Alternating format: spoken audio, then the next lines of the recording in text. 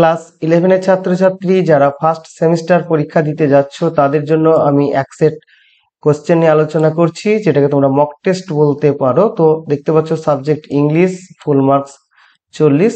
তো তোমরা জানো যে তোমাদের এই 40 নম্বরের যে প্রথম সেমিস্টারের পরীক্ষা হবে পুরোটাই কিন্তু হবে এমসিকিউ টাইপের, এবং তোমাদের প্রথম সেমিস্টারে মোট 5টি ইউনিট রয়েছে। ফার্স্ট ইউনিটে রয়েছে প্রোজ, সেখানে রয়েছে তোমাদের 3টি গদ্য।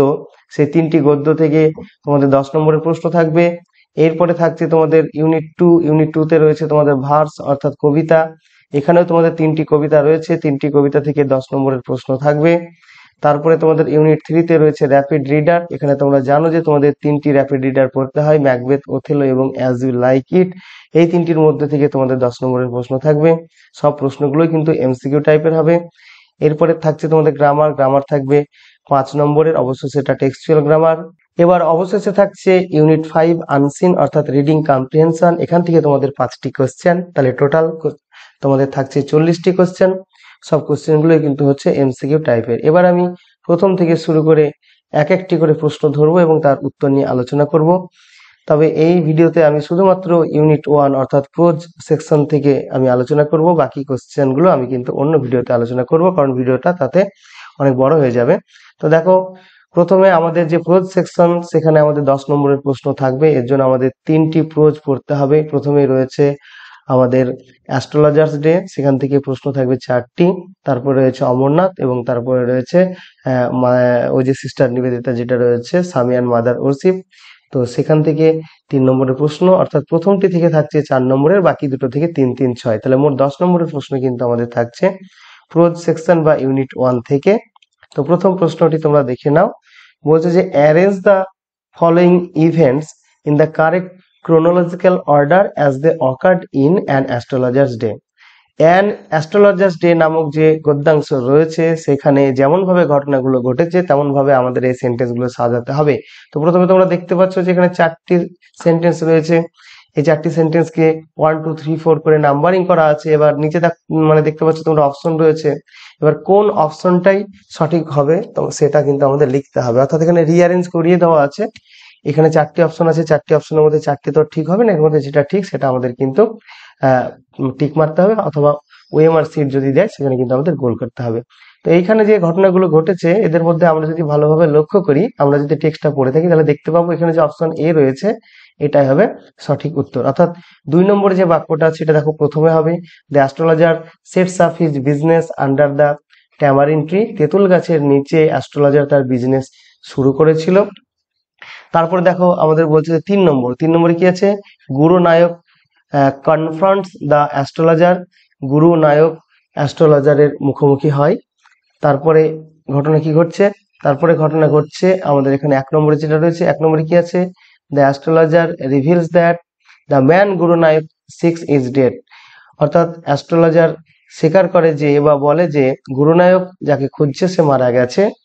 আর লাস্টে দেখো দিয়েছে 4 নম্বরে কি বলছে যে the astrologer confesses to his wife about his past. অর্থাৎ অ্যাস্ট্রোলজার তার স্ত্রীর কাছে তার অতীতের কথাগুলো বলে। তাহলে এরকম ভাবে কিন্তু আমাদের এটাকে সাজিয়ে নেওয়া আছে, অর্থাৎ অপশন এ হচ্ছে আমাদের এখানে সঠিক উত্তর। এবার চলে যাবো নেক্সট কোশ্চেনে, that is question number B. এখানে কোশ্চেন নাম্বার বি তে বলছে যে what is the significance of the stories ending where the astrologer reveals the truth about his past। অর্থাৎ what is the significance of the stories ending, এই গল্পের যে ending বা শেষ তার তাৎপর্যটা কি। হোয়ার যেখানে দ্য অ্যাস্ট্রোলজার রিভিলস, যেখানে অ্যাস্ট্রোলজার প্রকাশ করছেন দ্য ট্রুথ সত্য অ্যাবাউট হিজ পাস্ট, তার অতীত সম্পর্কে। তো অবশেষে আমরা জানি যে তার স্ত্রীর কাছে অ্যাস্ট্রোলজার সমস্ত তার পাস্টের যে সমস্ত ঘটনাগুলো ঘটেছিল সব বলে দিয়েছিল। তো সেইটার সিগনিফিকেন্স কি। তো এখানে আমাদের যে অপশনগুলো রয়েছে সেই অপশনগুলোর মধ্যে আমাদের সঠিক অ্যান্সার হয়ে যাবে অপশন সি। এখানে বলছে যে it reveals the astrologer's guilt and relief. অর্থাৎ এখানে অ্যাস্ট্রোলজার্স এর যে গিল্ট মানে অপরাধ সেটা প্রকাশ করা হয়েছিল, এবং সে যে স্বস্তি পেয়েছিল। এতদিন সে ভাবতো যে সে একটা খুনি, সে একটা খুন করেছে, কিন্তু সে জানতে পারলো যে সে মারা যায়নি, সুতরাং সে যে একটা রিলিফ পেয়েছিল, স্বস্তি পেয়েছিল, এটাও কিন্তু এখানে প্রকাশ পেয়েছিল। এবার আমরা চলে যাব নেক্সট কোশ্চেনে। কোশ্চেন গুলো তোমরা ভিডিওটি পজ করে তোমরা নিজে নিজে আগে উত্তরটা করার চেষ্টা করতে পারো, তারপরে আমার উত্তরের সঙ্গে কিন্তু তোমরা উত্তরটা মিলিয়ে নিতেও পারো। তো দেখো 3 নম্বরটা বলছে যে ইন অ্যান অ্যাস্ট্রোলজার্স ডে, অর্থাৎ অ্যাস্ট্রোলজার্স ডে নামক যে আমাদের গল্পটি রয়েছে সেখানে the astrologer had a dash mark on the forehead, অর্থাৎ অ্যাস্ট্রোলজারের কপালে একটা মার্ক ছিল, একটা চিহ্ন ছিল, হুইচ হি ইউজড, যেটা সে ব্যবহার করেছিল, to create an aura of mystic around himself. তো এখানে তার কপালে যে মার্ক ছিল সেটা কি রঙের মার্ক ছিল, আমাদের নিচে দেখো 4টি অপশন দিয়েছে, white, black, red and blue. তো এখানে আমাদের সঠিক অ্যান্সার হয়ে যাবে option C, that is red, অর্থাৎ লাল রঙের মার্ক কিন্তু ছিল তার কপালে। এবার রয়েছে identify the truthfulness of the following statements based on an astrologers day. Astrologers day এই গল্পটার উপর ভিত্তি করে নিচে যে মন্তব্যগুলো রয়েছে সেগুলোর সত্য অসত্য বিচার করতে হবে আমাদের। তো এখানে 4টি সেন্টেন্স রয়েছে, এই 4টি সেন্টেন্সের মধ্যে কিছু কিছু সেন্টেন্স হয়তো ট্রু আছে, কিছু কিছু ফলস আছে। তো সেইগুলো থেকে নিচে যে আমাদের অপশন দেওয়া রয়েছে 4টি অপশন, এই 4টি অপশনের মধ্যে থেকে আমাদের সঠিক অপশনটা বেছে নিতে হবে। তো এই ধরনের এমসিকিউ কিন্তু তোমাদের এবার থাকার সম্ভাবনা আছে। তো এর আগে সিলেবাসে যেটা শর্টকাট মানে সহজ ধরনের এমসিকিউ থাকতো, সে ধরনের এমসিকিউ কিন্তু থাকছে, তার সঙ্গে কিন্তু এই ধরনের এমসিকিউ গুলো কিন্তু তোমাদের পরীক্ষাতে থাকার কথা। তো এবারে আমরা দেখে নিই যে 4 নম্বর প্রশ্নের উত্তরটি আমাদের কি হবে। 4 নম্বর যে প্রশ্ন তার উত্তরটি আমাদের হয়ে যাবে অপশন বি। এখানে যে মন্তব্যগুলো রয়েছে, 4টি যে সেন্টেন্স রয়েছে তাদের মধ্যে কি বলছে দেখো, যে স্টেটমেন্ট 1 and 4 আর ট্রু, অর্থাৎ 1 নম্বর এবং 4 নম্বর এটা হচ্ছে সত্য, আর সেই সঙ্গে স্টেটমেন্ট 2 and 3 আর ফলস, এবং 2 এবং 3 হচ্ছে ফলস। তো আমরা যদি এই বাক্যগুলোকে একটু পড়ে নিই তাহলে কি দেখবো, the astrologer wore a saffron turban and sacred ash on his forehead। Astrologer একটা স্যাফরন কালারের টারবান অর্থাৎ পাগড়ি পরেছিল এবং পবিত্র ছাই পড়েছিল মানে লাগিয়েছিল তার কপালে। তো এই সেন্টেন্সটা সত্য আমরা জানি, আমরা যদি টেক্সটটা পড়ে থাকি তাহলে বুঝতে পারবো। আর এই উত্তর অনুযায়ী 4 নম্বরটা ট্রু বলছে। 4 নম্বরে কি বলছে, the astrologer had left his village.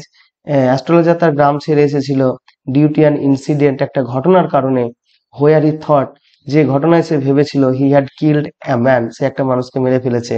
তো এই দুটো সেন্টেন্স সত্য, এবং মাঝে যে দুটো সেন্টেন্স রয়েছে 2 এবং 3 সেই দুটো ফলস, তাই আমরা এই উত্তরটাকে বা এই অপশনটাকে বেছে নিয়েছি। তো মাঝের গুলো কেন ফলস আমরা একটু দেখে নিই।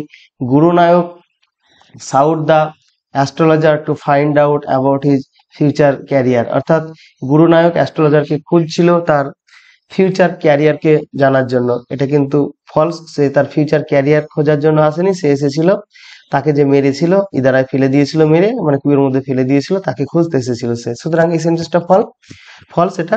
তারপরে চলে আসছি 3 নম্বরে, এখানে কি বলছে, the astrologer was unaware of Guru নায়কস true identity. Astrologer গুরু নায়কের যে সত্যিকারের পরিচয় সেই সম্পর্কে সে আনঅ্যাওয়ার ছিল মানে অজ্ঞ ছিল বা জানতো না, until the end of their conversation, তাদের কথোপকথনের শেষ পর্যন্ত। এটা কিন্তু ফলস, কারণ একটু আলোতেই, যখন একটু আলো পড়েছিল গুরু নায়কের মুখে, তখনই কিন্তু অ্যাস্ট্রোলজার তাকে চিনতে পেরেছিল। তাহলে এটাও ফলস, তাহলে এখানে আমরা বেছে নিলাম অপশন বি। এবারে চলে যাচ্ছি নেক্সট কোয়েশ্চেনে, question number 5। In the context of the book who is the mother, অর্থাৎ আমরা সামিয়ান মাদার ওরসিফ নামক যে রচনাটা পড়েছি, যে গদ্যটা আমরা পড়েছি, সেখান থেকে মাদার বলতে কাকে বোঝানো হয়েছে। তো মাদার বলতে এখানে অপশন এতে রয়েছে সিস্টার নিবেদিতাস মাদার, মানে সিস্টার নিবেদিতার মা। অপশন বি তে বলছে গডেস কালী। তো এখানে আমাদের সঠিক আনসার এটাই হয়ে যাবে, গডেস কালী, অর্থাৎ দেবী কালীকেই কিন্তু এখানে মাদার বলা হয়েছে। তারপরে কোয়েশ্চেন নাম্বার 6, এটা কলাম ম্যাচ টাইপের এমসিকিউ। এখানে দেখো দুটো কলাম রয়েছে, কলাম এ এবং বি, আর নিচে রয়েছে অপশন। এই অপশন থেকে আমাদের বেছে নিতে হবে যে সঠিক অ্যান্সার আমাদের কোনটা হবে। তো এখানে প্রথমে দেখো আমাদের রয়েছে স্বামী বিবেকানন্দ, তারপরে রয়েছে ডিভাইন মাদার, তারপর রয়েছে সিস্টার নিবেদিতা, তারপর রয়েছে কালী। এবার এইগুলোর সঙ্গে ম্যাচিং করে আমাদের কোন উত্তরটা আসছে সেটা কিন্তু আমাদের দেখে নিতে হবে।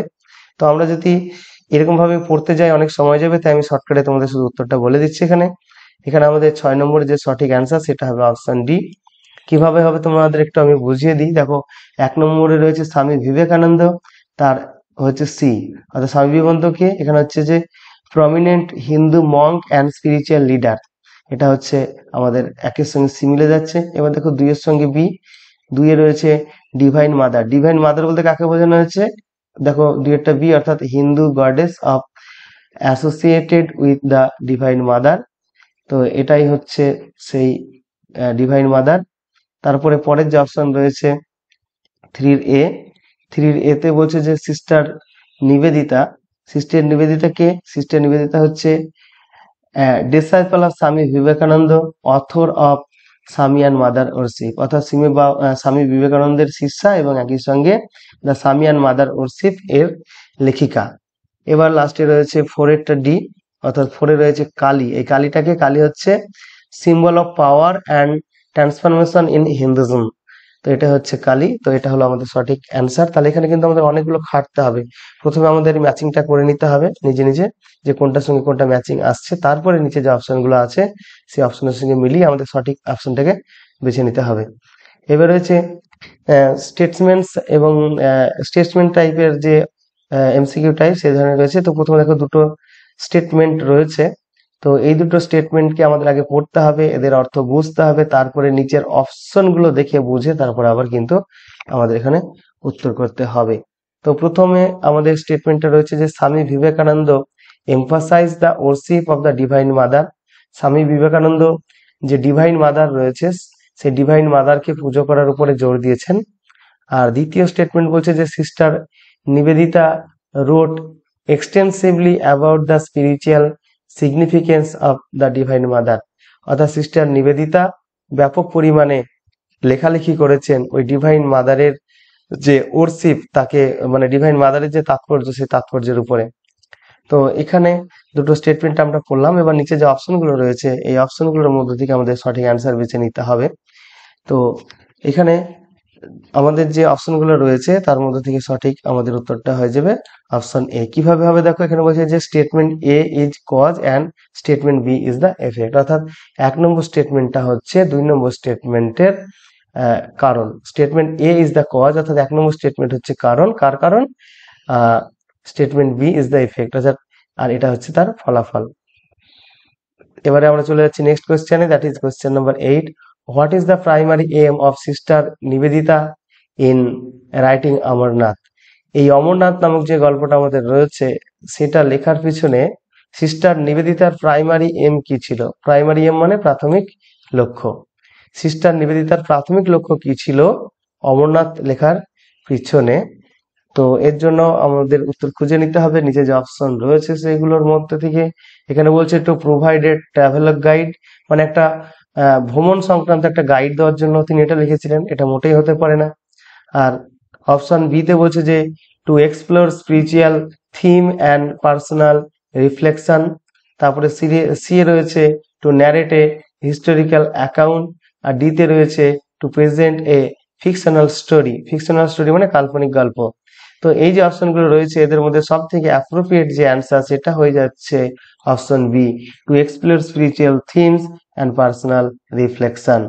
এবার আমরা চলে যাব কোশ্চেন নাম্বার 9-এ। এখানে অ্যাসারশন এবং রিজনিং টাইপের কোশ্চেন রয়েছে। প্রথমে রয়েছে অ্যাসারশন বা এ, আর তারপরে রয়েছে রিজনিং বা আর, এটা সংক্ষেপে এ বা আর হিসেবে উল্লেখ করা থাকতে পারে। এবারে প্রথমে অ্যাসারশনে বলছে যে Amarnath by sister Nivedita is primarily a traveller documenting her journey to the Amarnath cave, অর্থাৎ অমরনাথ যেটা সিস্টার নিবেদিতা লেখা সেটা হচ্ছে প্রাথমিকভাবে একটা ট্রাভেলিক ডকুমেন্টিং, অর্থাৎ ভ্রমণ সংক্রান্ত একটা বর্ণনা। সেটা যে জার্নি করেছিল অমরনাথ গুহাতে সেই সম্পর্কিত।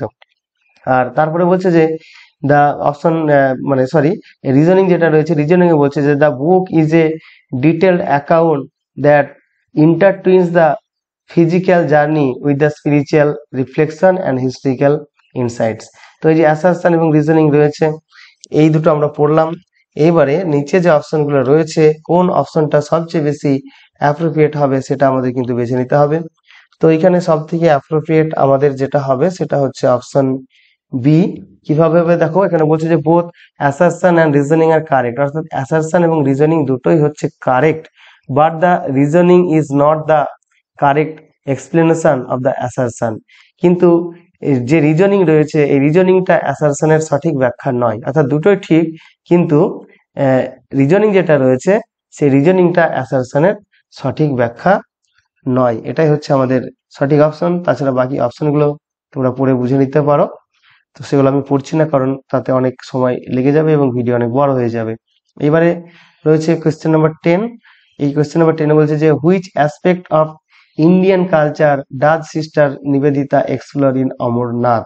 অমরনাথে সিস্টার নিবেদিতা কোন দিকটা, মানে ভারতীয় কালচারের, ইন্ডিয়ান কালচারের কোন দিকটাকে সিস্টার নিবেদিতা এক্সপ্লোর করেছেন, এখানে তুলে ধরেছেন বা ব্যাখ্যা করেছেন।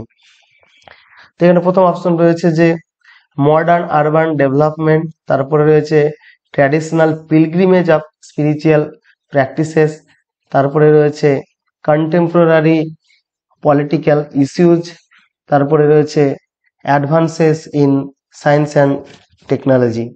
তো এখানে যে অপশনগুলো রয়েছে এদের মধ্য থেকে আমাদের সঠিক অ্যান্সারটা হয়ে যাবে option B, traditional pilgrimage and spiritual practices. এটাই হচ্ছে আমাদের সঠিক উত্তর, অর্থাৎ অপশন বি। তাহলে অপশন বি আমরা এখান থেকে করে নিলাম। তো এই হলো 10টি প্রশ্ন তোমাদের ইউনিট 1-এ, অর্থাৎ গদ্য থেকে আমাদের 10টি প্রশ্ন থাকবে। তার মধ্যে আমাদের যেটা প্রথমে রয়েছে অ্যাস্ট্রোলজার্স ডে, সেখান থেকে থাকবে 4টি, অমরনাথ থেকে 3টি, অ্যান্ড সামিয়ান মাদার ওরশিপ সেখান থেকে 3টি। তাহলে এই 10টি প্রশ্ন এবং উত্তর নিয়ে আমি আলোচনা করলাম। পরের ভিডিওতে আমি বাকিগুলো নিয়ে আলোচনা করব।